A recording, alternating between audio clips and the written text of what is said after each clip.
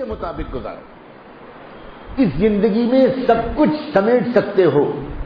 اگر 24 گھنٹے کو صحیح استعمال کیا، یقین مانو آپ 24 گھنٹے کے اندر دعوت کے تقاضوں کو بھی پورا کر سکتے ہو، گھر والوں کے تقاضوں کو بھی پورا کر سکتے ہو، روزانہ تھوڑا سا علم بھی سیکھ سکتے ہو، روزانہ اللہ کا ذکر بھی کر سکتے ہو، اپنے رشتہ داروں سے ملنے کے لیے جا بھی سکتے ہو، مریضوں کی عیادت بھی کر سکتے ہو.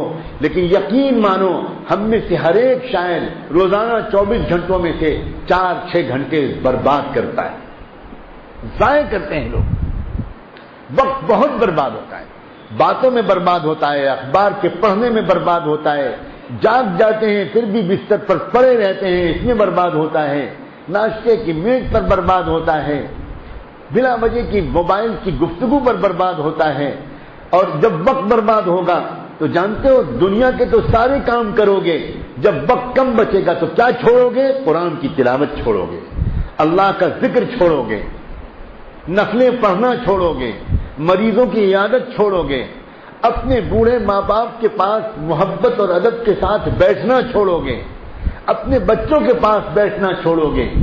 دنیا کمانا تو نہیں چھوڑو گے، اس میں تو کوئی کمی نہیں کرو گے، اس لیے کہ دنیا کی محبت رگ و پے میں سرایت کر گئی ہے. ہڈی ہڈی بوٹی بوٹی میں دنیا کی محبت اندر گھس گئی ہے. اگر انسان اپنا وقت بچائے، دعوت کی محنت اگر کوئی سلیقے سے کرتا ہے تو اس کو وقت بچانے کا طریقہ آتا ہے. اگر کوئی مدرسے کے اندر صحیح طریقے کی محنت کرتا ہے پڑھنے کی اور پڑھانے کی تو اس کو اپنا وقت بچانے کا طریقہ آتا ہے. بار بار میں کہتا ہوں، مجھے نہیں معلوم آپ خالی بیان سن کے چلے جاتے ہو یا عمل بھی کرتے ہو. ایک ٹائم ٹیبل بناؤ، ایک نظام الاوقات بناؤ. یہ نمازیں 5 وقت کی یہ ہمارا ٹائم ٹیبل ہے، یہ ہمارا نظام الاوقات ہے. اللہ تعالیٰ نے ایمان والے کی پوری زندگی 24 گھنٹے کی ایک بہترین طریقے کی آرگنائز زندگی بنائی ہے، بڑی منظم زندگی گزاری ہے. عشاء کی نماز پڑھ کر فوراً سو جانے کی عادت ہونی چاہیے. وہی مسلمان گنہگار مسلمان ہے جو عشاء کے بعد دیر سے سوتا ہے. بالکل غلط ہے یہ عادت. اور جس انسان جو عشاء کے بعد جلدی نہیں سوئے گا اس کے پورے 24 گھنٹے بے برکتی کے ساتھ گزریں گے. آپ کر کے دیکھو اس پر عمل. چھوڑو رواج کے لوگ کیا کرتے ہیں. یاد رکھنا ہم لوگوں نے یورپ والوں کی خرابیاں لے لی ہیں لیکن یورپ والوں کی خوبیاں ہم نے نہیں لی. یورپ والوں نے ہماری خوبیاں لے لی اور ہم نے ان کی خرابیاں لے لی. پورے یورپ اور امریکہ میں کہیں جا کر دیکھو، رات تو دور کی بات ہے، شام سے سناٹا شروع ہو جاتا ہے. بالکل 9 بجے رات کے بعد آپ اگر وہاں کسی کو فون کریں لندن میں، فرانس میں، تو آدمی سمجھتا ہے یا تو یہ پاگل ہے یا یہ شراب کے نشے میں چور ہے یا کوئی ایمرجنسی ایسی پیش آ گئی ہے. 9 بجے رات کے بعد گھر کی بتیاں آف کر دی جاتی ہیں، فون بند کر دیے جاتے ہیں اور لوگ بہت جلدی سو جاتے ہیں. شام 7 ساڑھے 7 بجے نیو یارک شہر کے اندر سناٹا چھا جاتا ہے. اور فجر کی نماز پڑھنے کے لیے جب مسلمان اپنے گھر سے نکل کر علاقے کی مسجد میں جاتے ہیں تو اس وقت اتنا ٹریفک ملتا ہے کہ جب تک پیدل چلنے والے کو بھی گرین سگنل نظر نہیں آئے گا ٹریفک میں وہ سڑک پار نہیں کر سکتے. اتنی صبح وہ لوگ اٹھتے ہیں. پورا امریکہ اور یورپ سڑکوں پر دوڑتا ہوا نظر آتا ہے. ایکسرسائز کرتے ہیں، سمندر کے کنارے دوڑتے ہیں، کشتی چلاتے ہیں، سوئمنگ کرتے ہیں، اپنی صحت کے خیال رکھتے ہیں، دوڑتے بھاگتے ہیں. اور بہت صبح کو اپنے جاب پر جانے والے بھی ہزاروں ملتے ہیں. لیکن ہمارے معاشرے کا کیا حال ہے، کیا ہو گیا ہے. میں نے پرسوں کے بیان میں کہا تھا بازاروں میں بیٹھنے کے بارے میں، اور آج کے بیان میں کہہ رہا ہوں رات میں دیر سے سونے کے بارے میں. عادتیں نہیں بدلو گے تو صرف دیندار کیسے کہیں گے. دین کہتے ہی ہیں اللہ کے حکم کی روشنی میں اپنی بگڑی ہوئی عادتوں کو بدل لینا، اسی کو دین کہتے ہیں. آپ رات میں جلدی سو، اچھی نیند آئے گی، صبح جلدی اٹھو گے. اور صبح جلدی اٹھو گے تو تہجد کی نماز نصیب ہو جائے گی، اور تہجد پڑھو گے نا تو گناہ زندگی سے نکل جائے گے۔ دأب الصالحین، حضور نے فرمایا کہ تہجد جو ہے یہ نیک لوگوں کا شعار ہے، یہ ان کی پہچان ہے۔ تو گویا اگر تہجد پڑھو گے، اس وقت اٹھ جاؤ گے تو تہجد کی برکت سے انشاءاللہ زندگی سے گناہ نکلنے شروع ہو جائیں۔ تہجد پڑھو، قرآن کی تلاوت کرو، اللہ کا ذکر کرو، تازہ دم بڑے اچھی کیفیت کے ساتھ مسجد میں پہنچ جاؤ، صف اول میں جا کر بیٹھ جاؤ، تکبیر اولیٰ کے ساتھ فجر کی نماز پڑھو، اور نماز پڑھنے کے بعد اگر مسجد میں کوئی اجتماعی عمل ہوتا ہے اس میں شریک ہو جاؤ۔ مسجد میں اگر ذکر کرنا چاہتے ہو، تلاوت کرنا چاہتے ہو تو وہ کر لو۔ گھر واپس آؤ، ہنستے کھیلتے مسکراتے گھر میں داخل ہو، سلام کر کے گھر میں داخل ہو، ناشتہ کرو۔ اگر بہت زیادہ ضرورت محسوس ہو رہی ہے تو پھر آدھے گھنٹے پون گھنٹے کے لیے آرام کر لو اور پھر کام پر نکل جاؤ۔ روزی میں برکتیں انشاءاللہ بڑھتی ہوئی خود دیکھو۔ لیکن یہ طریقہ کہ رات میں دیر سے سونا، صبح دیر سے اٹھنا، صبح دیر تک پھر سونا، بہت سے لوگ نماز کے لیے اٹھ تو جاتے ہیں مگر نماز کے بعد پھر سو جاتے۔ اللہ کے رسول نے فرمایا ہے کہ روزی کو کم کرنے والی چیز ہوتی ہے صبح کا سونا۔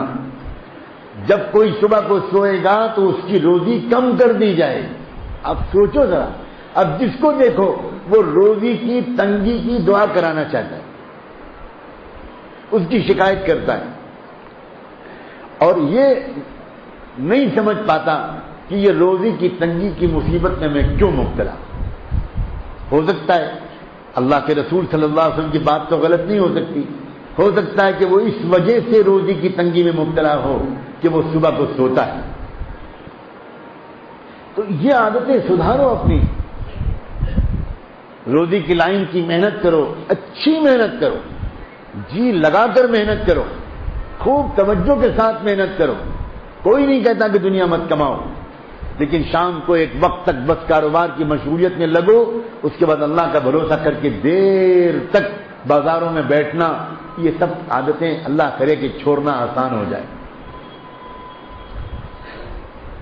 آپس میں محبت سے رہنا، اتحاد کے ساتھ رہنا، جوڑ کے ساتھ رہنا، دلوں کا بالکل صاف رکھنا، دلوں کے اندر کوئی رنجش نہ ہو، کوئی کینہ نہ ہو، کوئی دشمنی نہ ہو، کسی کا برا چاہنے کا مزاج نہ ہو۔ اس کے لیے بہت مفید ہوتا ہے صبح و شام ذکر کی پابندی کرنا۔ اللہ کے بندو، ذکر بہت پیارا عمل ہے، بہت پیارا عمل ہے۔ کر کے دیکھو صبح شام اکیلے میں تنہائی میں بیٹھ کر بتائے ہوئے طریقے پر اللہ کو یاد کر کے دیکھو۔ سنتے رہنے سے کام نہیں چلے گا، کر کے دیکھو۔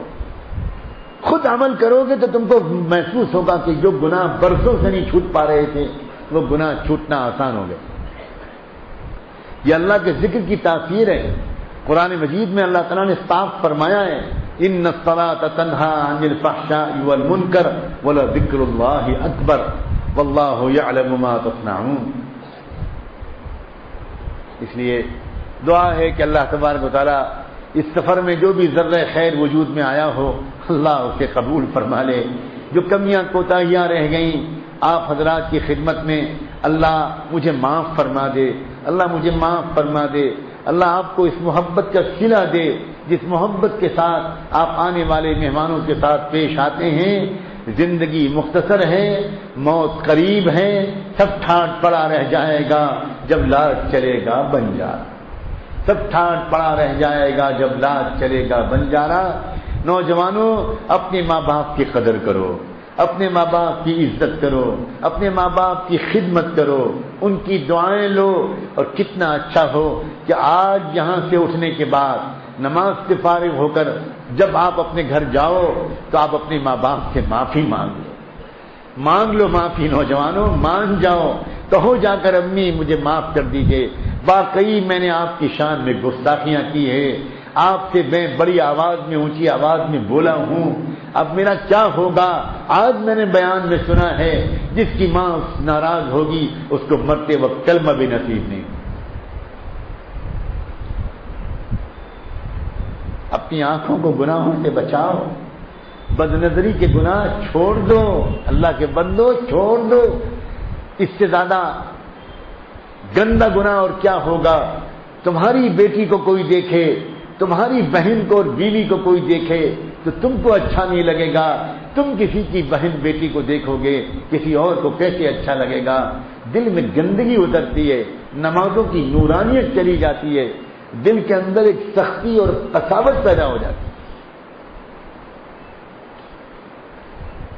اللہ والوں کے پاس جایا کرو اللہ والوں کے پاس، اللہ کے راستے میں نکلتے بھی رہو اور پھر پوچھو کہاں میں حاضر ہوں، میں چاہتا ہوں کہ میں کسی اللہ والے کے ہاتھ پر توبہ کروں، کسی اللہ والے سے بیعت ہو جاؤں اور وہ مجھے میرے لیے دعا کرے، میرے اوپر توجہ ڈالے، مجھے ذکر سکھائے اور میں اس طریقے پر ذکر کر کے اللہ کا اچھا بندہ بنوں۔ ان راستوں میں آگے بڑھو، ہمت سے کام لو۔ اللہ تعالیٰ نے آپ کے اندر کچھ صلاحیتیں رکھی ہیں جن کا میں نے پہلے سفر میں اشارہ کیا تھا۔